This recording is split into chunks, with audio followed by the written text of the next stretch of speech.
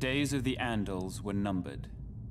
One by one, their so-called kings were bending the knee or facing the wrath of Aegon Targaryen. Aegon of old Valyria. Aegon who was blood of the dragon. After defeating the Iron Men at Harrenhal and slaying the last of the Storm Kings, Aegon and his sisters, Rhaenys and Visenya, set their sights on other prizes. The gold mines of the Rock and the fertile lands of the Reach. King Loren Lannister of the Rock and King Mern Gardener of the Reach foolishly thought their combined armies could beat back the Targaryen host. They rode forth together, their proud banners flapping in the wind, and faced off against Aegon in a vast golden field of wheat.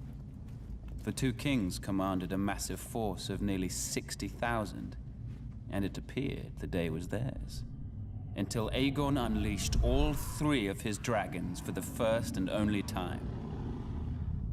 Each beast was named after the Valyrian gods of Aegon's forefathers. Visenya rode Vhagar, whose fiery breath could melt armor.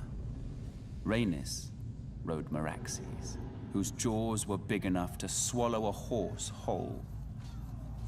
Greatest of all was Balerion the Black Dread, with fire dark as night and wings so huge whole towns were covered in shadow when he flew overhead. This magnificent creature was ridden by Aegon himself.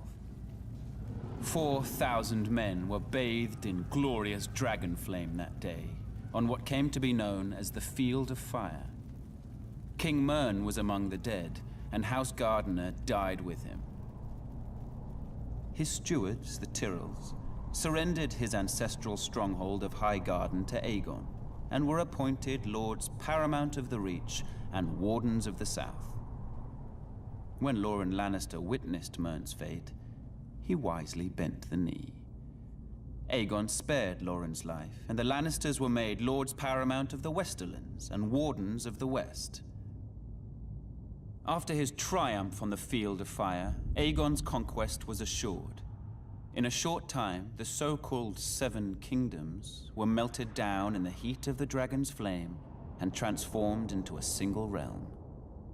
Aegon would forever be known as Aegon the Conqueror.